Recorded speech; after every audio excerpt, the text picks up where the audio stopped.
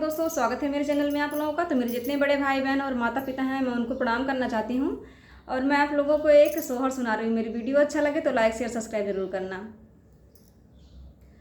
आंगन तुलसी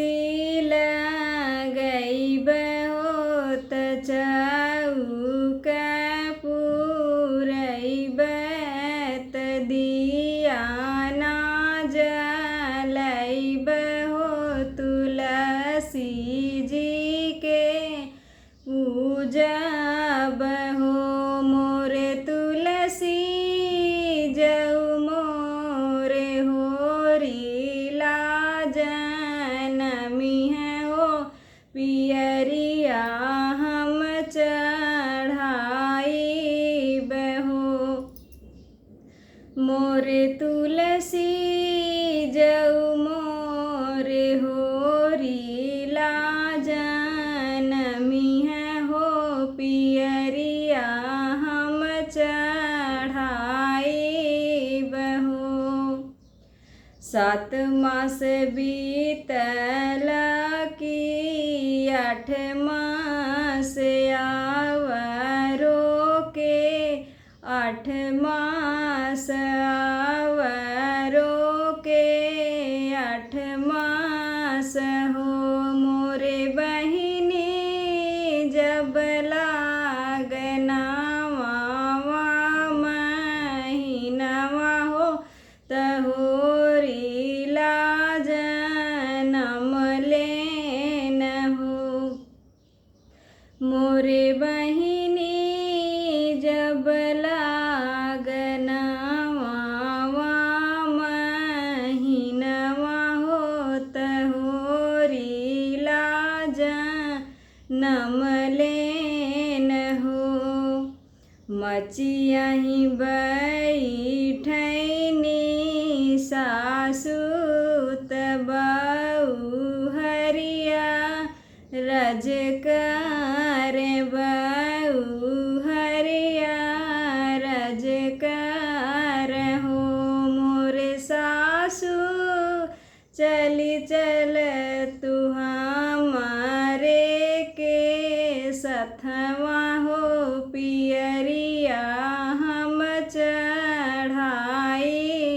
बहो मोरे सासु चली चल तू हमारे के सथवा हो पियरिया हम चढ़ाई बहो आगे आगे चलैनी सासु त पीछवा से बहुहरी पीछवा से बहुहरी हो मोरे बहिनी गोदिया में लिहले हो रिलवा हो तुलसी जी के पूज जानी हो मोरे बहिनी गोदिया में लिहले हो रिलवा हो तुलसी जी के पूज जानी हो घुमरी घुमारी तुलसी पूज हो तुलसी जी मगन हो तुलसी जी मगन हो निहो मोरे तुलसी दई दे तू आपन आशीषवा हो घुमारी घरा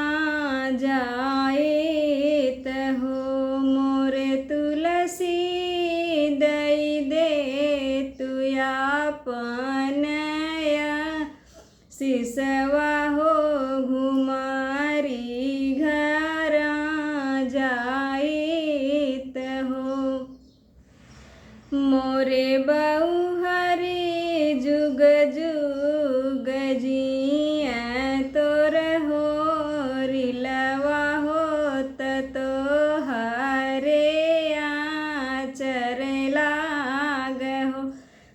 मोरे बऊ हरी जुग जुग जी।